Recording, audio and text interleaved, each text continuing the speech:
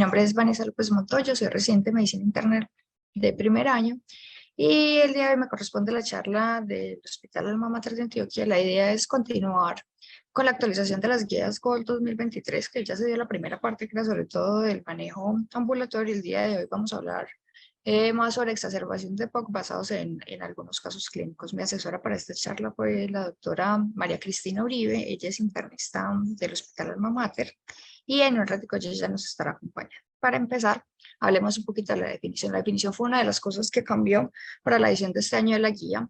Ellos nos proponen la definición que salió en el consenso o la propuesta de Roma en el año 2022. Esta definición consiste en un evento reciente caracterizado por disnea, tos y esputo que empeoró en los últimos 14 días. Recordemos que antes no nos daban ni tiempo y que puede estar acompañado de taquipnea y o taquicardia y a menudo se asocia con un aumento de la inflamación local y sistémica causada por infección de las vías respiratorias, contaminación u otro daño de las vías respiratorias. Recordemos que clásicamente la exacerbación de la EPOC se había definido como un empeoramiento agudo de los síntomas que se caracterizaba por aumento de la disnea, que es el síntoma cardinal que está presente casi que en el 90% de los pacientes, aumento de la producción de esputo, de aumento de la purulencia del esputo. Algunos también incluyen dentro de esta definición la tos. Entonces, este empeoramiento agudo de los síntomas va a llevar finalmente a un aumento de la progresión de la enfermedad, una disminución en la función pulmonar, la calidad de vida y aumento en la hospitalización y la readmisión por otras exacerbaciones futuras. ¿Por qué es importante hablar de este tema? Entonces, la prevalencia en América Latina para toda la población de EPOC es del 12.7%, esto según el estudio Prepocol. El 2020 fue la tercera causa de muerte en el mundo y el 90% de las muertes por EPOC se presentan en países en vía de desarrollo como el nuestro. Las tasas de readmisión por una exacerbación de la EPOC alcanzan hasta el 64% y una de las tantas cosas por lo que esto es importante es que es una enfermedad muy costosa para el sistema de salud. Se cree que aproximadamente cada exacerbación de EPOC que obliga a una hospitalización de un paciente le puede costar hasta 15 millones de pesos al sistema de salud, lo que pues hace un gran costo porque es una enfermedad muy común. Hay ciertos predictores que nos hablan de que los pacientes puedan tener más exacerbaciones de EPOC. Acá les muestro este estudio, el estudio de Eclipse, que fue una cohorte retrospectiva en la que se evaluaron aproximadamente 2.138 pacientes entre 40 y 75 años que tuvieran un patrón obstructivo en la espirometría, una relación BEF1 capacidad vital forzada menos de 0.7 y un BEF1 menos del 80%.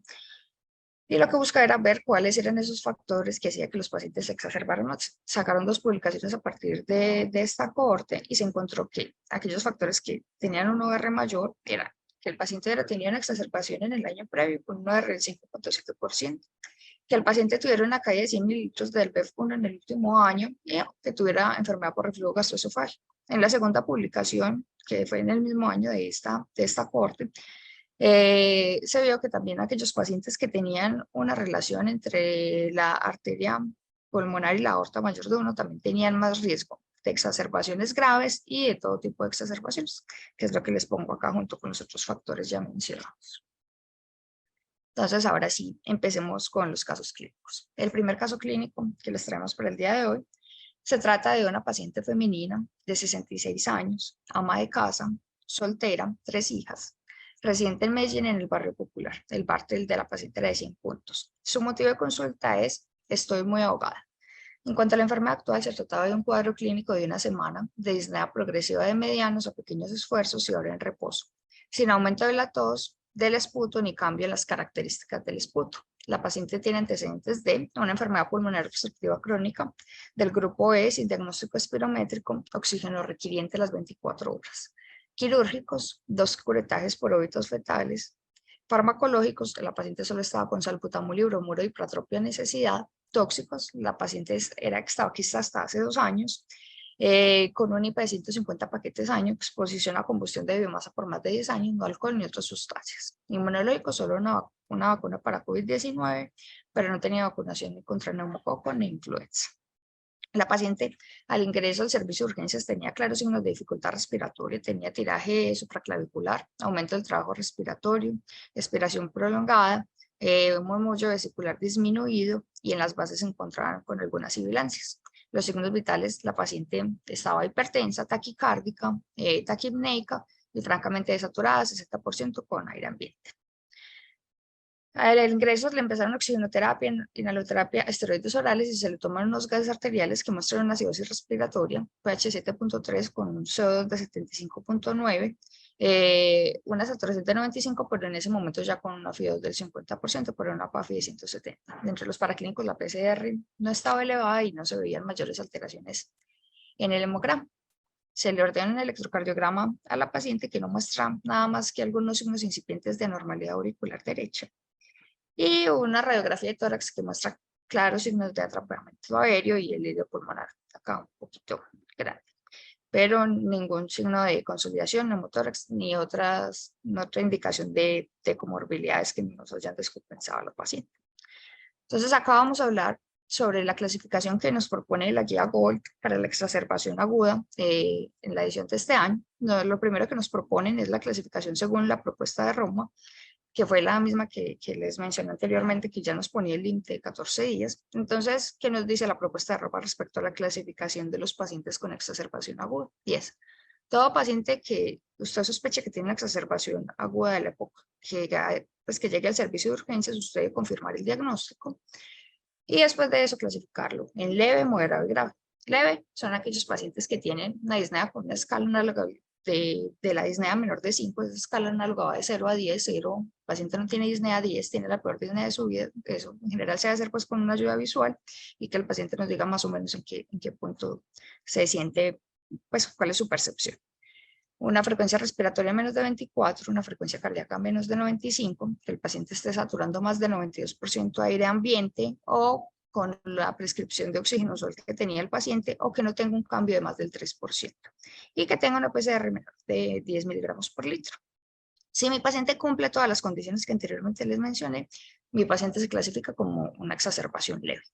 Moderada son aquellos que deben cumplir 3 de los siguientes 5 criterios que les voy a mencionar, y es que tenga un score de disnea mayor de 5, del que ya les mencioné la escala visual análoga, una frecuencia respiratoria más de 24, una frecuencia cardíaca más de 95, que esté saturando menos de 92 aire ambiente o con la prescripción usual de oxígeno que tenía el paciente, o que tenga un cambio de más del 3% de lo que el paciente usaba normalmente, o que tenga una PCR más de 10. Sí, la PCR, me faltó mencionarles que en el DEVE no es necesario tenerla como criterio. Bueno, en el moderado, si tiene la posibilidad de obtener gases arteriales, se deberían obtener, y si usted tiene una hipoxemia con una presión arterial de oxígeno menos de 60 o una hipercapnia con un CO2 más de 45, pero sin acidosis también se clasifica moderado. Y graves son aquellos pacientes que se acompañan de hipercapnia, acidosis respiratoria, que sería una presión arterial de CO2 más de 45 y un pH menor de 7.35. Después de que yo ya confirme el diagnóstico, clasifique a mi paciente, ellos recomiendan determinar la etiología, sea un panel viral, cultivo de esputo, según corresponda, que ya más adelante vamos a hablar de eso. Pero siempre se deben considerar diagnósticos diferenciales, dentro de los que tenemos la falla cardíaca agudamente descompensada, la neumonía, la embolia pulmonar, y hacer las ayudas diagnósticas según corresponda, como ya vamos a ahondar un poquito más en eso. La guía también nos clasifica si el paciente tiene exacerbación leve, que son aquellos que solo requieren broncodilatadores de corta acción, en general, pues son aquellos pacientes que no consultan, sino que se manejan su exacerbación en la casa, pero eso digamos que en nuestro medio es difícil porque a veces la educación para nuestros pacientes no suele ser muy buena en cuanto al automanejo de las exacerbaciones. Moderadas son aquellos que requieren antibiótico y o esteroides orales, pero no consultan el servicio de urgencias, y ellos clasifican como grave cualquier exacerbación que requiera manejo hospitalario, consulta al servicio de urgencias, pero pues eso es difícil pues por nuestro contexto social, clasificarlo así para nuestros pacientes. Y ellos pues nos vuelven a traer la clasificación de Antonisen, que ya tiene más o menos 35 años, en el que Antonisen nos hablaba de un aumento en el volumen del esputo, prevalencia del esputo y disnea. Si cumplía las 3 características, se trataba de una exacerbación Antonisen 1, si cumplía 2, Antonisen 2, y si cumplía solo una de ellas era un Antonisen 3. Pero la principal utilidad de la clasificación de Antonisen en la exacerbación aguda de la EPOC sería diferenciar si mi paciente está cursando con una exacerbación infecciosa de origen bacteriano o no, y así definir el uso de los antibióticos. Ya más adelante vamos a hablar de eso. Bueno, después de que yo ya clasifiqué, como les expliqué, a mi paciente en leve, moderado o grave, yo debería volver a subclasificar a mi paciente, sobre todo cuando estamos ante una presentación grave. ¿Y cómo lo vamos a clasificar en ese punto? mirando si tiene falla respiratoria o no tiene falla respiratoria. Entonces, en los pacientes que tienen exacerbación grave, yo puedo decir que mi paciente no tiene falla respiratoria si tiene una frecuencia respiratoria menos de 24, una frecuencia cardíaca menos de 95, no tiene uso de músculos accesorios, no hay cambios en el estado mental y no tiene aumento de la presión arterial de CO2. Pero si mi paciente se está cursando con falla respiratoria, ¿qué voy a encontrar? Ahí debo definir si esa falla respiratoria está siendo amenazante para la vida o no amenazante para la vida. La que es no amenazante para la vida son aquellos que, si bien están taquimlédicos, si tienen uso de músculos accesorios, no hay cambios en el estado mental, el CO2 está entre 50 y 60 y la hipoxemia mejora con FIOS, pues, que nos aporta un Venturi entre el 35 y el 40%. Y la falla respiratoria que amenaza la vida es lo que ya mencionamos, una frecuencia respiratoria más de 24, uso de músculos accesorios, pero que además mi paciente tiene cambios en el estado mental, un aumento del CO2 más de 60, una hipoxemia que mejora, pero que necesito FIOS a lo que nos aporta un Venturi más del 40% y que tengo una acidosis con un pH menor de 7.25. La guía es muy enfática en decirnos que siempre debemos buscar el desencadenante. Pueden ser condiciones concomitantes o que pueden estar contribuyendo a la exacerbación. ¿Y esto por qué? Porque, como ya les mencioné, los síntomas que acompañan la exacerbación de la EPOC suelen ser muy poco específicos y se pueden presentar en muchas otras etiologías. Entonces, ¿qué nos dice la guía respecto a esto? ¿Cuáles son las más frecuentes de esas condiciones concomitantes o que están contribuyendo a la exacerbación? Entre ellas tenemos la neumonía. Para descartar este diagnóstico suele ser suficiente con unos rayos X de tórax, la embolia pulmonar, en la que yo debo hacer las reglas de predicción, sea Wells, Bayers, dependiendo pues del contexto de mi paciente, definir si necesita un dímero D y también dependiendo del nivel del dímero D y la regla de predicción, ver si voy a solicitar un angiotac o no. La falla cardíaca agudamente descompensada, con rayos X de tórax, los PEPTES, BNP o ProBNP y el EcoTT suele ser suficiente. Y hay otras causas de exacerbación que son menos frecuentes, pues, o de diagnósticos diferenciales, como es el neumotórax y el derrame pleural, que con los rayos X de tórax y recientemente con el mayor uso del ultrasonido torácico se pudiera hacer el diagnóstico, y el síndrome coronario agudo y las arritmias, principalmente las taquiarritmias, que se suelen casi que descartar con electrocardiograma y troponio. Entonces, dentro de estos desencadenantes, sabemos que el 70% de los desencadenantes pues, de una exacerbación aguda de la POC suelen ser infecciones, pero en su mayoría infecciones de origen viral, dentro de las que tenemos influenza, rinovirus, virus sincitial respiratorio y el virus del SARS-CoV-2, y en un menor porcentaje, menos del 20% describe la literatura, de infecciones bacterianas, entre las que tenemos principalmente Haemophilus influenza, Moraxella catarrhalis, Streptococcus pneumoniae y Pseudomonas aeruginosa. Entonces ahí es cuando entra la importancia del Antonicen. Esto porque se ha evaluado pues en varios estudios. Este de tórax del 2017 nos mencionó 40 pacientes, de los cuales 30 refirieron autorreporte de un esputo purulento y de esos 30, 27 se logró un aislamiento bacteriano, pero el Antonicen es útil si yo tengo purulencia del esputo y alguno de los otros dos síntomas, aumento de la producción de esputo o aumento de la disnea. Por eso pues lo seguimos usando y suele ser uno de los mejores predictores para saber si mi paciente tiene una exacerbación de origen bacteriano o no. El otro 30% de los pacientes que se presentan con exacerbación de POC que no es de origen infeccioso, yo debo pensar en otras causas. La guía nos menciona contaminación y la embolia pulmonar. Hay reportes de que la embolia pulmonar puede estar presente hasta en el 20% de los casos de los pacientes con una exacerbación aguda de la EPOC. La guía nos dice que hasta el 7% de los pacientes hospitalizados que tienen una exacerbación aguda de la EPOC pueden estar cursando con una embolia pulmonar. Y hay algunas claves clínicas que nos pueden ayudar a pensar de que mi paciente desde el inicio tuviera una embolia pulmonar más que una exacerbación de origen infeccioso, y cuáles son esos predictores que nos deben hacer pensar más en embolia pulmonar que en otra etiología. Está la ausencia de la purulencia del esputo, una disnea desproporcionada y ausencia de hipercapnia.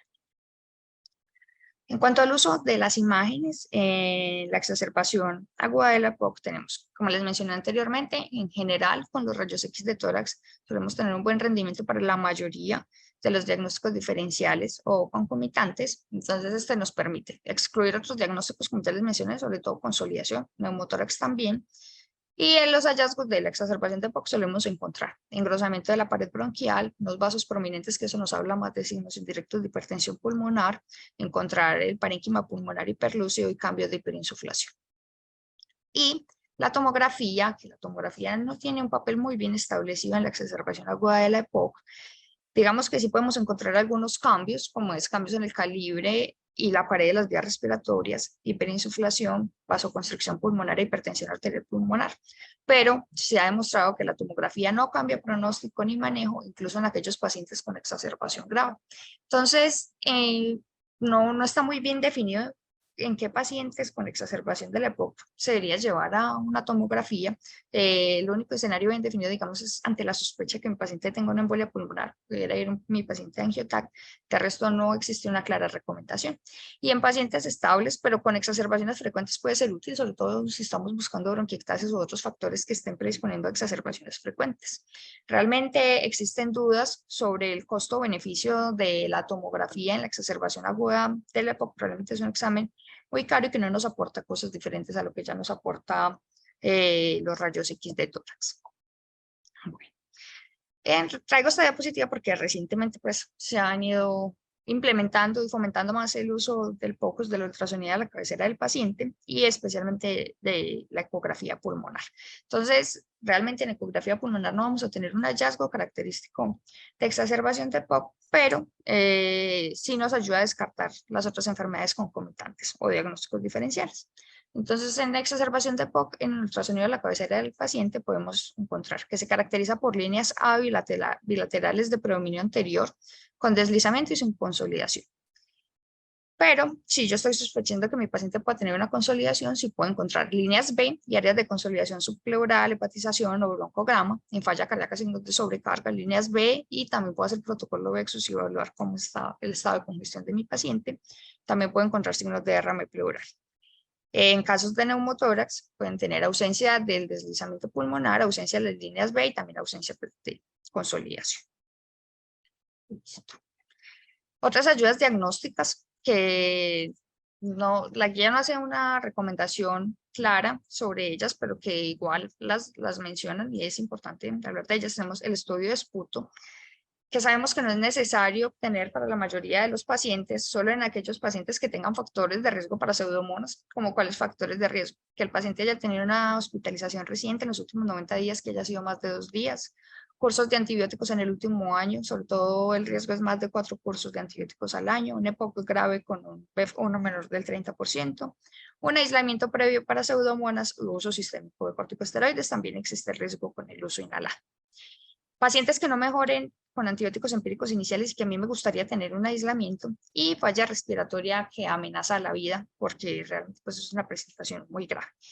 El estudio de esputo, antes se recomendaba gramicultivo, probablemente esto vaya a ir cambiando y cada vez recomendemos más el FilmArray porque es una diagnóstico mucho más rápido, nos habla sobre genes de resistencia y también nos da información sobre si mi paciente pueda tener o no un diagnóstico de tuberculosis, sabiendo pues que es una enfermedad altamente prevalente en nuestro medio. Detección de virus, la guía tampoco hace una recomendación clara de eso, pero cuando se revisa la literatura, algunos recomiendan la detección pues, del panel viral, sobre todo en búsqueda de influenza, pero también en países que está muy bien estandarizado como las temporadas estacionales de la influenza, porque tiene pues un tratamiento específico que sería el oseltamivir. La PCR y la procalcitonina no tienen una evidencia para guiar su uso en antibiótico terapia. Realmente no sabemos muy bien ni cuando, pues, guiado por PCR y procalcitonina, cuándo suspender o cuándo deberíamos iniciar según estos valores, por lo que la guía no lo recomienda. Existen otros biomarcadores en la exacerbación aguda de la EPOC. Esto, pues, hablando específicamente de un estudio publicado por los profesores del departamento, en donde se encontró que, por ejemplo, la relación neutrófilos linfocitos más de 5, si se aumentamos la mortalidad hospitalaria de admisión a la UCI. Esto fue evaluado en 610 pacientes pues, que se presentaron con exacerbación aguda de la EPOC, y que también pudiera ser algo a considerar si queremos evaluar cuáles son, queremos evaluar algo de pronóstico en nuestro paciente. ¿Cuáles son las indicaciones de hospitalización en qué servicio cuando yo me enfrento a un paciente con exacerbación aguda de la EPOC? Entonces, ingreso a hospitalización realmente son indicaciones que suelen ser intuitivas. Entonces, pacientes que tengan síntomas graves como disnea, reposo, inicio súbito, taquipnea, disminución de la saturación de oxígeno, alteración del estado mental, que esté cursando con una falla respiratoria aguda, Signos al examen físico como cianosis, edemas en miembros inferiores, que tengan falla al manejo médico inicial, que tengan presencia de comorbilidades descompensadas o que tengan un soporte social inapropiado, que es una indicación muy común en nuestro medio. Indicaciones de ingreso a unidades de alta dependencia, que también suele ser como algo intuitivo, son pacientes que tengan una disnea grave que no responde adecuadamente a la terapia inicial, alteración del estado mental, una hipoxemia persistente o acidosis respiratoria a pesar de oxígeno suplementario, ventilación mecánica no invasiva, necesidad de ventilación mecánica invasiva e inestabilidad hemodinámica. Listo, entonces volvamos al caso clínico que les presenté al inicio. Entonces, esta paciente tenía indicaciones de hospitalización. Claramente la paciente tenía claros signos de dificultad respiratoria. Se clasificaría como una exacerbación grave con falla amenazante para la vida. Recordemos que la paciente tenía una acidosis respiratoria muy importante y antonicen 3 porque la paciente solo tenía pues aumento de la disnea. Sin evidencia hasta ahora de que esta paciente tenga algo, pues que su exacerbación sea por una infección bacteriana. Recordemos que solo tenía aumento de la disnea. Recordemos que la paciente consultó por una disnea que fue más o menos de inicio súbito en la última semana y que no teníamos otros síntomas que nos hicieran pensar en exacerbación de POC. En esta paciente tal vez deberíamos calcular el riesgo de embolia pulmonar, ya que se lo calculé en Wells de 1.5 puntos, un GNVA de 6 puntos. Por GNVA le da un riesgo intermedio y tal vez deberíamos considerar dímero D según su valor, ver si la paciente se beneficiaría o no de angioTAC de tórax.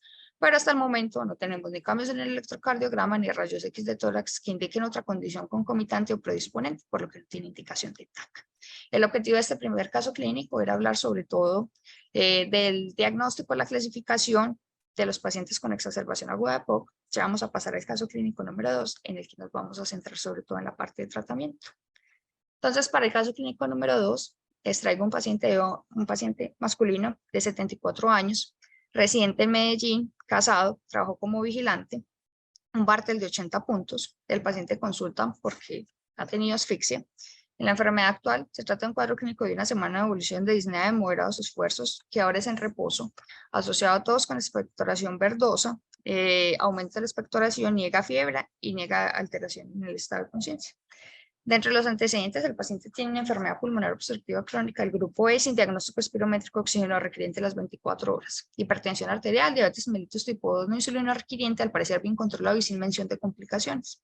Farmacológicos, el paciente, solo les voy a mencionar los farmacológicos respecto a su enfermedad pulmonar, solo estaba con salbutamol, ibuprofeno y paratropina, necesidad de beclometasona a diario.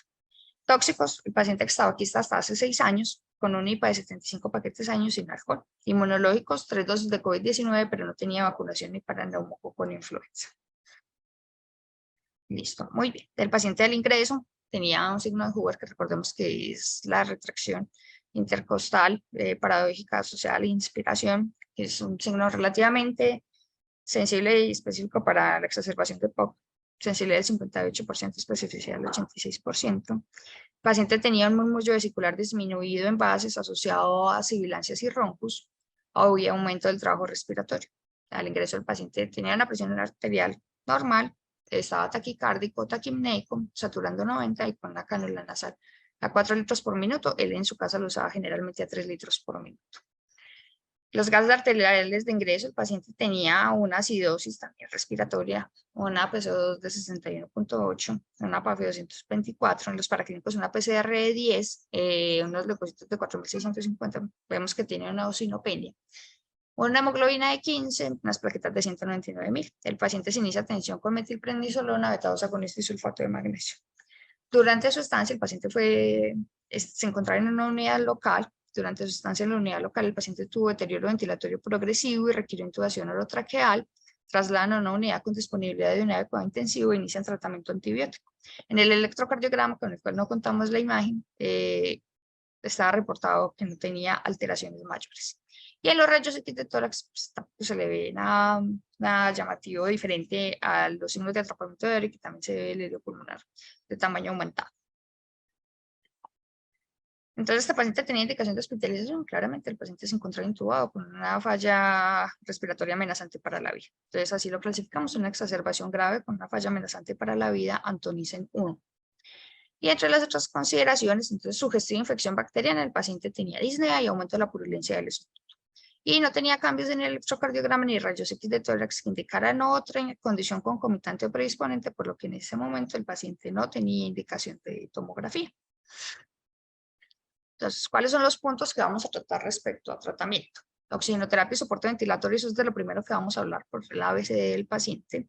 Después vamos a mencionar algo sobre broncodilatadores, sulfato de magnesio, antibióticos, esteroides y al final algunas palabras sobre cuidados paliativos en los pacientes con exacerbación aguda de la. Entonces, en cuanto a la oxigenoterapia. La oxigenoterapia, hay una recomendación de que se debe mantener la saturación entre 88 y 92%, se corresponde a una presión arterial de oxígeno entre 60 y 70 milímetros de mercurio. Esto es así porque se ha visto que los pacientes que se llevan a tener saturaciones mayores con FIO2 más altas no mejoran los desenlaces, antes puede haber aumento de la hipercapnia, incluso aumento de la mortalidad. Si mi paciente tiene altos requerimientos de oxígeno o de FIO2 para lograr estas metas de saturación, yo debería sospechar diagnósticos alternativos, sobre todo cuando requieren ventolin mayor del 35%. ¿Cuáles diagnósticos alternativos? Los que ya hemos mencionado: embolia pulmonar, edema pulmonar y neumonía adquirida en la comunidad grave. La cánula nasal de alto flujo, ya sabemos pues que la cánula nasal de alto flujo tuvo pues una gran acogida, sobre todo en el tiempo de la pandemia del COVID-19. En exacerbación de EPOC no tenemos muchos estudios sobre el uso de la cánula nasal de alto flujo, pero sí sabemos que mejora la oxigenación, disminuye la hipercapnia, pero los estudios son de mala calidad para dar una recomendación al respecto. Acá les traigo este estudio, que este estudio nos demostró que mantener una saturación entre 88 y 92% versus tener a los pacientes con las FIO2 más altas puede reducir la mortalidad. Por cada 100 pacientes que morían y que tenían FIO2 de alto flujo, solo 22 pacientes lo hacían en el grupo que se llama la meta de saturación entre 88 y 92%.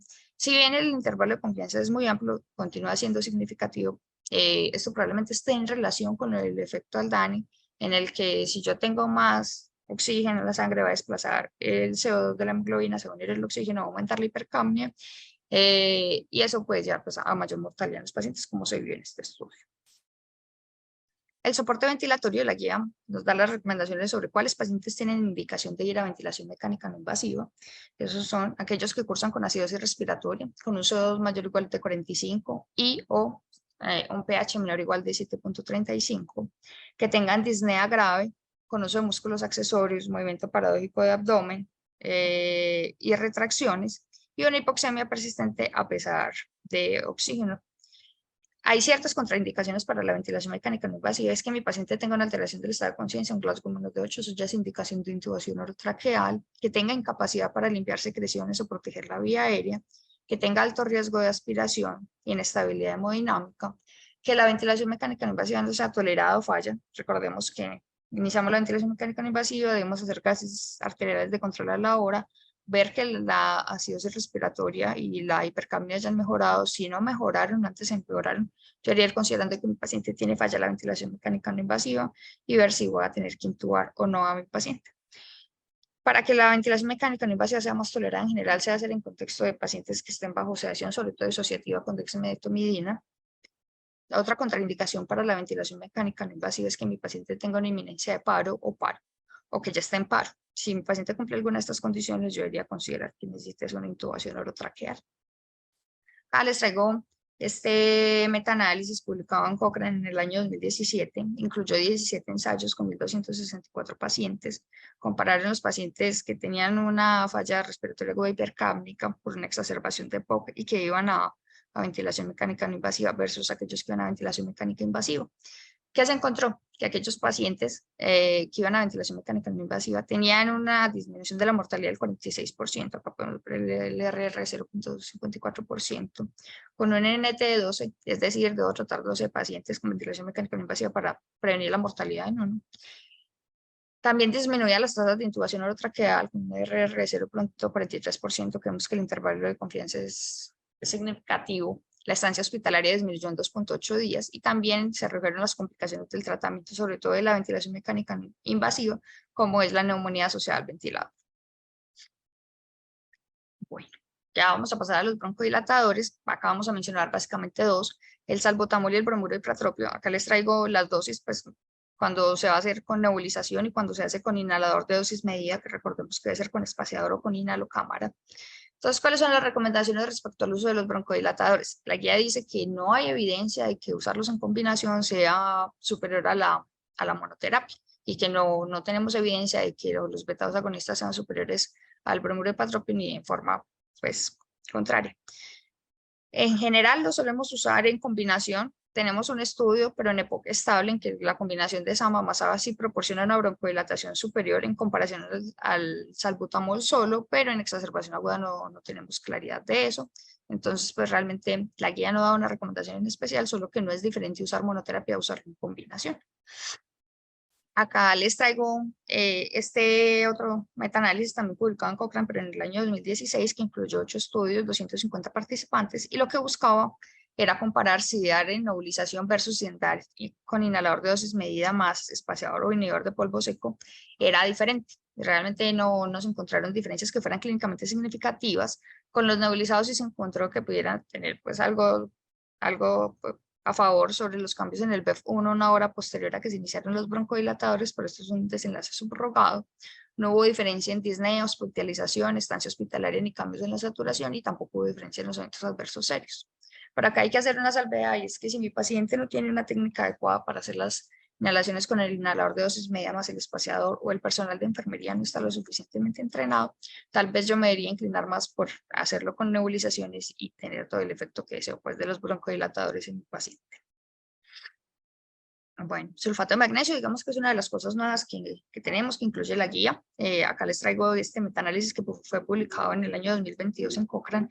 Incluyó 11 estudios, 762 pacientes. Lo que busca era comparar dar 2 gramos en infusión por 20 minutos dosis única versus aquellos pacientes que no se les administraba sulfato de magnesio. Y los desenlaces que buscaron evaluar fue admisión hospitalaria, necesidad de ventilación mecánica no invasiva, ingreso a UCI y eventos adversos serios. El metaanálisis nos mostró que había diferencia en aquellos pacientes que tenían admisión hospitalaria, uno de 0.45, un NT de 7. También había mejoría en los días de estancia hospitalaria en 2.7 días y mejoría en la escala subjetiva de disnea en 1.4. Pero el problema es que la mayoría de los estudios que incluyeron en esta revisión sistemática y metaanálisis hablaban de desenlaces subrogados. Realmente hay interrogantes sobre la calidad de los estudios primarios y la conclusión mayor que se puede sacar de este metaanálisis es que la posible población que más se beneficia de este grupo pues, del uso de sulfato de magnesio, que es una dosis única, son pacientes con pobre respuesta a los broncodilatadores. Pero ya la guía lo incluye dentro de sus recomendaciones. Bueno, en cuanto al uso de antibióticos, lo que mencionamos previamente, los pacientes que se benefician de uso de antibióticos en exacerbación aguda de la EPOC son aquellos que tengan alta probabilidad de infección bacteriana, que es básicamente que tengan purulencia en el esputo, o pues si mi paciente tiene una exacerbación moderada grave que cumpla 2 de 3 y que uno de ellos sea pues, la purulencia del esputo o que tenga requerimiento de soporte ventilatorio, o sea, ventilación mecánica no invasiva o invasiva. En este grupo de pacientes, el uso de antibióticos disminuye la mortalidad, la falla del tratamiento, el tiempo de recuperación y la recaída. El tiempo, eso también ha sido algo debatido. La guía nos dice que si mi paciente requiere hospitalización, yo debería darle tratamiento antibiótico por 5 a 7 días, pero si mi paciente se puede dar egreso, el tratamiento por 5 días es suficiente. Incluso hay estudios que recomiendan dar tratamiento solo por 2 días y parece ser no inferior, pero sobre esto todavía no tenemos una recomendación clara. Y hay que tener en cuenta es aquellos pacientes que tienen factores de riesgo para pseudomonas y que yo debería considerar un antibiótico que los cubra. Entonces, ¿cuáles son esos pacientes? Que tengan una época avanzada, sobre todo con un BEF, uno menor del 30%, que haya tenido un aislamiento de pseudomonas previas, que yo tenga evidencia de que mi paciente tiene bronquiectasias, antibióticos frecuentes, lo que les mencioné, sobre todo que haya recibido más de 4 ciclos en el último año, hospitalizaciones frecuentes o uso de esteroides sistémicos o inhalados. Si mi paciente tiene factor de riesgo para pseudomonas, si mi paciente se va a ir para la casa, es probable que yo le pueda dar alta con levofloxacina, teniendo en cuenta pues, que no va a ser un uso indiscriminado de la levofloxacina porque es segunda línea en tratamiento de tuberculosis y nosotros somos un país pues, con una alta prevalencia de tuberculosis. Si el paciente va a estar hospitalizado, yo le pudiera dar piperacilina, tazobactam, ceftazidime o cefepime. Si mi paciente no tiene factores de riesgo para pseudomonas en general, un beta-lactámico más inhibidor como la amoxicilina clavulanato suele ser suficiente para el tratamiento. Bueno, acá vamos a hablar un poquito del uso de esteroides sistémicos en la exacerbación de la EPOC. Los esteroides sistémicos pues han tenido como una larga larga historia de evidencia en la exacerbación aguda del EPOC. Primero se demostró que el uso de esteroides intravenosos disminuía la recaída, reconsulta de urgencias, disnea y otras cosas que ya vamos a mencionar. Después se compararon los esteroides intravenosos versus los esteroides orales en curso de 14 días y demostró que el curso oral no era inferior al tratamiento intravenoso. Posterior a eso, en el año 2003, en la revista JAMA salió el estudio REDUCE, en el que se comparó que dar 14 días versus dar 5 días de prednisolona oral a 40 miligramos por 5 días no era diferente, pues no era inferior, por lo que a partir de ahí sale la recomendación de lo que hacemos hoy en día de dar prednisolona a 40 miligramos cada día por 5 días, siempre y cuando mi paciente tolere la vía oral. Respecto al uso de esteroides intravenosos, eso sobre todo para pacientes que no les podemos dar vía oral porque están gravemente enfermos. No existe una recomendación sobre cuál esquema de esteroides deberíamos usar. Yo acá les traigo el esquema de ALIA. Fue un estudio que se hizo en el 2002, se incluyó incluso pacientes de Medellín, por lo que se los traigo. Este esquema consiste en 0.5 miligramos por kilo cada 6 horas, las primeras 72 horas, luego 0.5 miligramos por kilo cada 12 horas, 4 a 6 días, y luego 0.5 miligramos por kilo cada 24 horas, de 7 a 10 días. Los esteroides que han demostrado en la exacerbación de EPOC, que disminuyen las recaídas cuando se evalúa al día 30, disminuyen la reconsulta del servicio de urgencias cuando se evalúan al día 30, disnea, disminuyen la falla en el tratamiento en el 50% de los casos y disminuyen la estancia hospitalaria. Y acá les traigo este estudio, es que es lo más reciente que tenemos en esteroides en pacientes con exacerbación, y es el uso de budesonida inhalada versus esteroides sistémicos. Acá les traigo un estudio, un RCT de 10 centros, 410 pacientes, que comparó el uso de budesonida nebulizada, que no está ampliamente disponible para nosotros, que consistía en 2 miligramos cada 8 horas versus metilprednisolona 40 miligramos día. No hubo diferencias en el BEF1, los gases arteriales, en la estancia hospitalaria, en el SCORE-CAT y en la recurrencia. En efectos adversos, específicamente en hiperglicemia, fue menor en el grupo de budesonida versus en el grupo de metilprednisolona. Tal vez si tuviéramos más disponibilidad de la budesonida nebulizada, pudiera entrar en consideración pues, en la toma de decisiones, y esta decisión se basaría en costos, disponibilidad, preferencia del paciente y comorbilidades. Listo. Y acá solo para mencionar algo sobre los cuidados paliativos. Este es una revisión sistemática de un metaanálisis también que incluyó 410 pacientes y quería evaluar cuáles eran los factores de riesgo que se asociaban a mayor mortalidad en los pacientes a un año.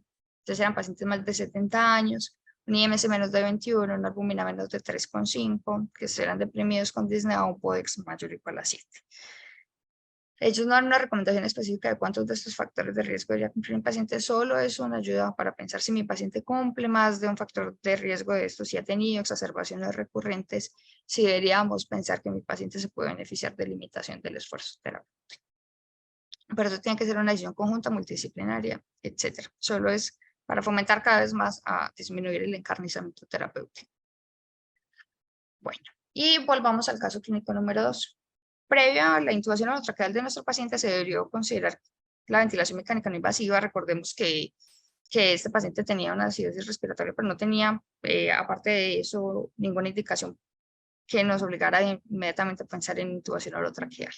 Administrar terapia broncodilatadora, bien sea en monoterapia combinada, y en caso de no respuesta, administrar dosis única de sulfato de magnesio. Y no tenemos evidencia que hasta el momento de factores de riesgo para pseudomonas en este paciente. Se podría iniciar ampicilina sulbactam 3 gramos IV cada 6 horas, porque recordemos que tenía purulencia en el spot y aparte de eso fue ventilación mecánica. Los esteroides en este paciente que está críticamente enfermo, idealmente intravenosos. Y no olvidar siempre nuestros pacientes, valoración por nutrición, tromboprofilaxis, y si mi paciente venía con un manejo ambulatorio óptimo, que no era en este caso, pero si así hubiera sido, se debe conservar durante la hospitalización. Entonces, cuando yo ya tengo un paciente que va a ir al alta, qué debo pensar o cuál debe ser el plan a seguir cuando yo ya le voy a dar alta a mi paciente con exacerbación de EPOC? Y es revisar todos los paraclínicos nuevamente, que no se les vaya a pasar nada, revisar la técnica inhalatoria y el entendimiento de la terapia, evaluar la necesidad de oxígeno al alta, el manejo de las comorbilidades, asegurar un seguimiento como ya vamos a hablar, y la vacunación. Mínimo influenza y neumococo, pero eso también va a depender pues, de la edad y las otras comorbilidades que tenga el paciente. El primer seguimiento se debe programar entre 1 y 4 semanas. En ese primer seguimiento se debe revisar otra vez el régimen de tratamiento, la técnica inhalatoria, reevaluar la necesidad de oxígeno y hacer la clasificación de los síntomas según el CADO del MRC. Y el segundo seguimiento se debe programar entre 12 a 16 semanas. Ahí se debe documentar la capacidad de mi paciente para hacer actividad física, actividades de la vida diaria. Se debe ordenar la espirometría porque si lo ordenamos antes podemos subvalorar el PEF1 y los síntomas según el CAD y el MMRC. Entonces, esto era lo que les traía para el día de hoy. Ya vamos a dejar los mensajes finales para llevar a casa, que lo que les traigo es un algoritmo que intenta resumir un poquito todo lo que les he mencionado hasta el momento. Sé que se ve muy grande, pero vamos a intentar hacerlo paso a paso. Entonces, en un paciente que tiene agudización de sus síntomas en los últimos 14 días, yo iría a buscar los posibles desencadenantes, ordenarle unos rayos X de tórax, electrocardiograma, gases, hemograma PCR según corresponda y de ahí evaluar. Si mi paciente tiene una exacerbación leve, según la clasificación que ya vimos previamente, y no tiene oxígeno suplementario, yo podría darle a mi paciente alta con seguimiento.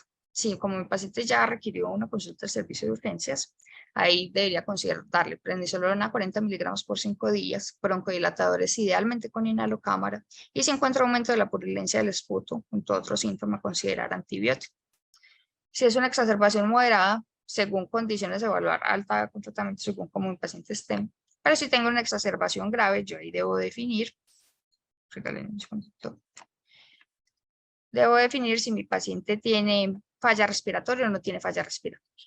Si mi paciente tiene una exacerbación grave sin falla respiratoria, se pudiera hospitalizar en salas generales y de ahí empezar el tratamiento que va a aplicar el mismo pues, para la exacerbación moderada. Entonces, oxígeno suplementario, idealmente con una saturación media entre 88 y 92. Si no hay respuesta, a pesar de tener un Venturi del 40%, considerar que mi paciente va a necesitar ventilación mecánica no invasiva o invasiva.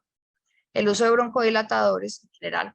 Acá les pongo la dosis para el que es nebulizado por las dificultades que tenemos nosotros con el uso, pues, o con la técnica de los inhaladores de dosis medida. Considerar la terapia conjunta o monoterapia, pero si no hay respuesta, considerar dosis única de sulfato de magnesio, 2 gramos en 20 minutos.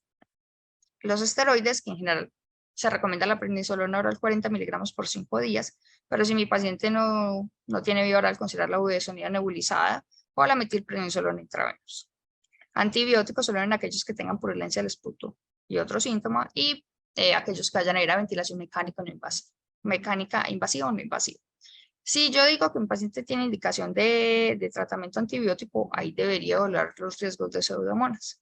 Si mi paciente ha tenido antibióticos en menos de 3, pues el uso de antibióticos en menos de 3 meses o una hospitalización en la que requiere el uso de antibióticos, un aislamiento previo, el uso crónico de esteroides inhalado o nebulizado, que tenga un BEF1 que se escribe sobre todo menos del 30%, pero algunos textos dicen que menos del 50%, que yo tenga evidencia de bronquiectasias. Si la respuesta es sí, yo debería darle un antiseudomónico a mi paciente, piptazo, ceftazidima, cefepime, levofloxacina, pero si no tiene factores de riesgo para pseudomonas, con un beta-lactámico más un inhibidor será suficiente. No olvidar las medidas generales de cuando tenemos un paciente hospitalizado, nutrición, tromboprofilaxis e iniciar el tratamiento de larga acción. Si mi paciente lo traía, conservarlo, pero si no tenía un tratamiento óptimo, iniciarlo durante la hospitalización y evaluar la tolerancia. Si mi paciente tiene una exacerbación grave, pero con falla respiratoria, que se define, recordemos, con acidosis respiratoria con un pH menos de 7.35, un CO2 más de 45, si tiene uso de músculos accesorios o de saturación a pesar de oxígeno, si la respuesta es sí, debería iniciar ventilación mecánica no invasiva. Si no es tolerada o hay una contraindicación o el paciente no responde a la ventilación mecánica no invasiva, debería considerar la intubación orotraqueal. Básicamente en este algoritmo, se resume la mayoría de los puntos importantes cuando nos enfrentamos a un paciente con una exacerbación aguda del EPOC. Eso era lo que les traíamos el día de hoy con la charla del Hospital de Nueva Mater de Antioquia. Estoy atenta a comentarios y preguntas. Muy buenas tardes para todos. Bueno, Vanessa, te felicito porque hiciste una muy buena revisión del tema, que es muy amplio, pero trajiste la evidencia, digamos, la más reciente y en lo que han cambiado las guías, pues ahorita en esta última actualización que tuvieron, ¿cierto? Entonces, quisiera digamos que, pues primero hablar del algoritmo funcional que presentaste, creo que es un algoritmo excelente respecto a la clasificación y que nos da indicaciones claras de cuál es el manejo que debemos tener con los pacientes en los servicios de urgencia, ¿cierto? Inclusive muchos pacientes pues que pueden ser manejados según los criterios en el ámbito, digamos, ambulatorio, domiciliario, pues en su casa, ¿cierto? Muy importante y vuelvo a resaltar lo que ya mencionaste, que es uno, cuáles son las indicaciones de tomar imágenes avanzadas en el servicio de hospitalización, que claramente las guías no recomiendan hacer tomografías a todos los pacientes que tengan un diagnóstico de una época exacerbada y que los pacientes solamente con hacer una radiografía de tórax, pues, y hacer una muy buena anamnesis y un buen examen físico, pues vamos a tomar las conductas más importantes con ellos, ¿cierto? Y lo mismo en caso tal de sospechar alguna otra de las patologías que mencionaste, como un tromboembolismo pulmonar o alguna de las otras enfermedades, pues serán unas ayudas diagnósticas específicas, pero que no se da tampoco, pues, como ni se ofrece en todos los pacientes porque no cambia la conducta. Lo otro y muy importante es que definitivamente digamos, el uso de los antibióticos dependerá mucho de la clínica de los pacientes y que, como mostraste los metaanálisis recientes, no se ha evidenciado que hayan biomarcadores que nos puedan ayudar a tomar esa conducta, que definitivamente los últimos estudios del 2022 muestran que la procalcitonina, la PCR son las más cercanas que nos ayudan a tomar estas decisiones, pero que finalmente, luego de hacer múltiples estudios, no hay como una evidencia clara que nos diga que la tengamos que aplicar en todos los pacientes. Adicionalmente, lo del sulfato de magnesio, que es súper importante, fue el cambio, digamos, uno de los cambios más importantes que se hizo en la guía.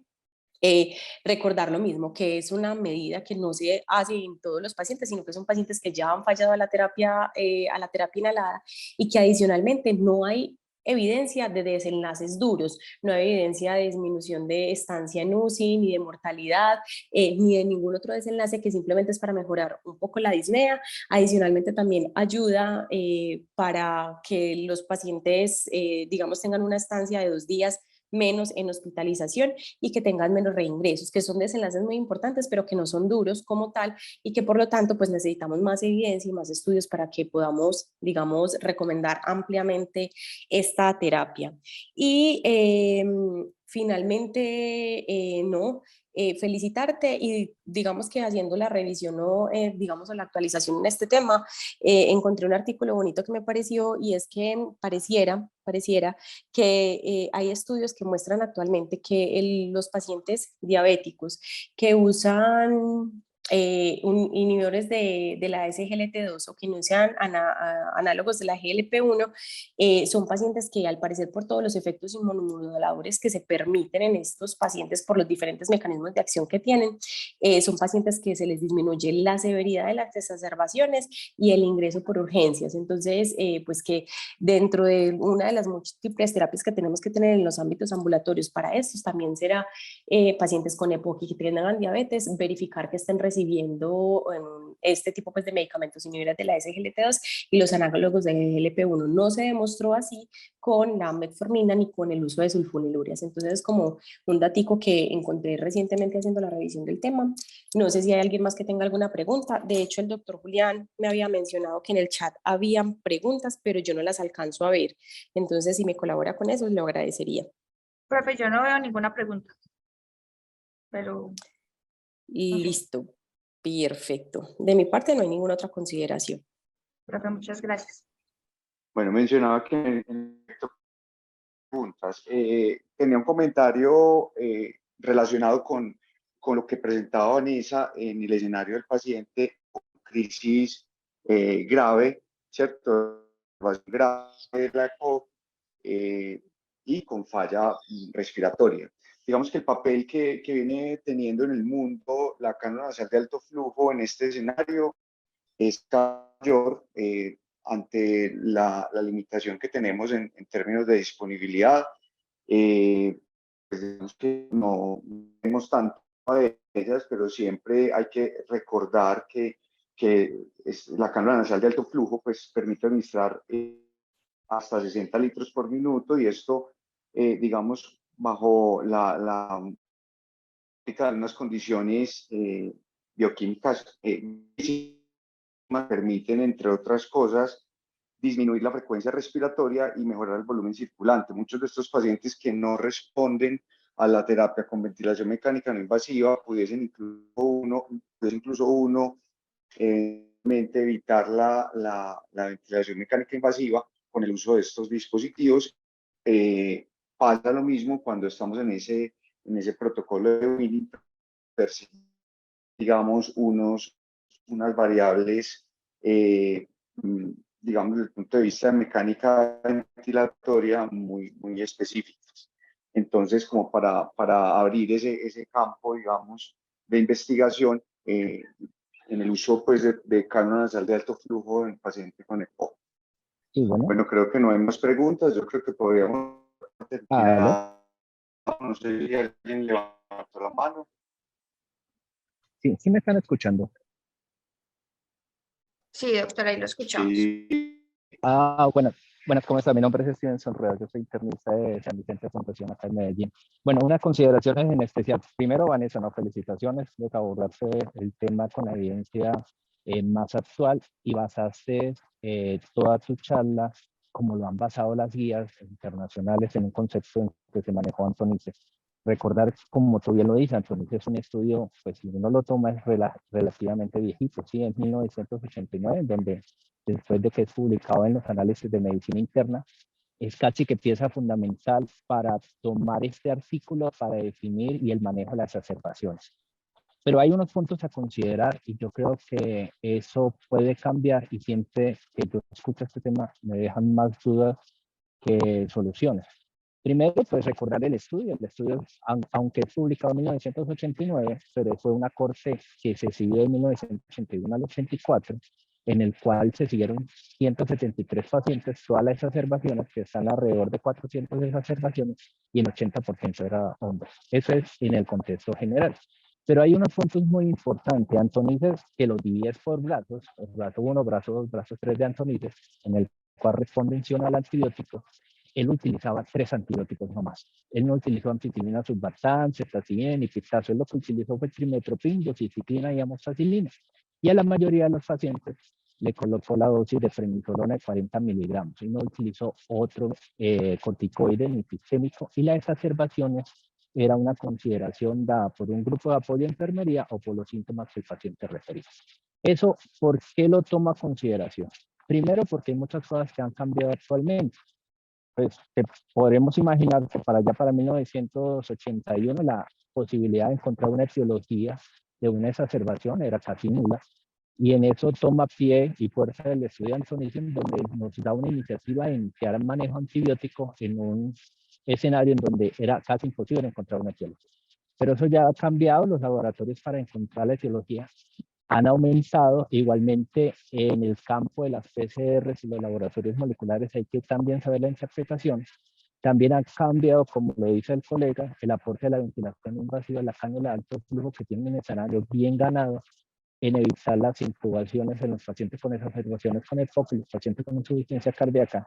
También han cambiado la resistencia bacteriana y eso hace que le cambie a uno el chip de qué medicamentos utilizar, sí o no. Y también han cambiado los inhaladores, en el cual cuando Antonice hizo el estudio, los inhaladores que se utilizaban a los de corta acción, los corticoides inhalados no tenían un sinnúmero de medicamentos que actualmente tenemos, y el estudio de Antonice nunca buscó los desencadenantes, sino solamente se fue al tratamiento. Tal vez los que no pudieron tener una mejoría eran por otras causas, tal vez no sabemos cuántas insuficiencias cardíacas estaban dentro de las exacerbaciones del EPOC de los 173 pacientes de Antonice. Y eso todo lo digo porque hay que tomarlos en cuenta. O sea, cuando uno habla de Antonice, lo debe intentar actualizar y debe tomar con pinzas las guías y el manejo de antibióticos. ¿Por qué? Porque si aplicamos Antonices como tal y deberíamos manejar antibióticos, solamente manejaríamos con la amoxicilina, clavulona, amoxicilina, dimetropina y doxiciclina. Aquí no cabe otro antibiótico según el estudio de Antonices.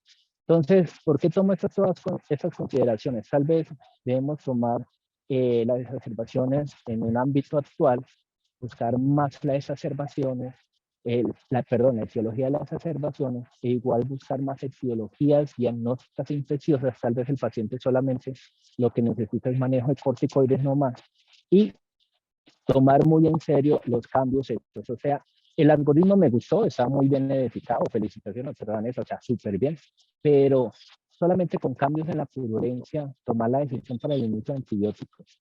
Y los que no están exacerbados, o sea, muy severos, muy severos de salaxones como inhibidor, hay que buscar una razón, o sea, a qué le queremos dar, a qué etiología, y obviamente esa respuesta no la tenemos hasta que no se hagan los estudios serios o no se puedan hacer estudios a nivel local.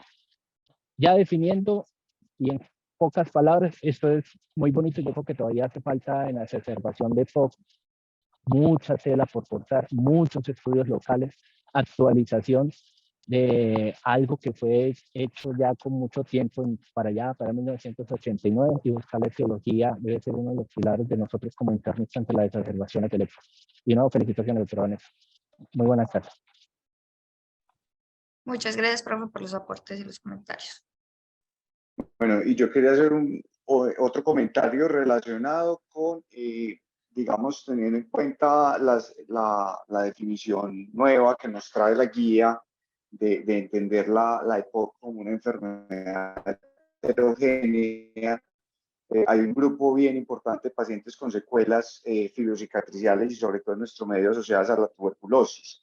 En ese escenario, digamos, teniendo en cuenta la población que vemos en el día a día, digamos que esto del uso de imágenes, pues si bien no estaría indicada para todas las exacerbaciones, sí debemos detenernos en esos cuadros, digamos, que recurren en síntomas donde no tenemos a la mano una imagen que nos permita, por un lado, determinar el grado de compromiso del parénquima pulmonar en términos de enfisema, qué tipo de enfisema tiene el paciente y demás, y segundo, pues, si realmente es solo enfisema o hay atelectasias, ¿cierto? Fibrocicatriciales, incluso algunos casos hemos encontrado pues en el hospital con pacientes con fibrotórax, pues con un engrosamiento marcado de la pleura y demás. Entonces yo creo que eso, ese tema de las imágenes, pues es saberlo entender e individualizarlo de acuerdo al recurso.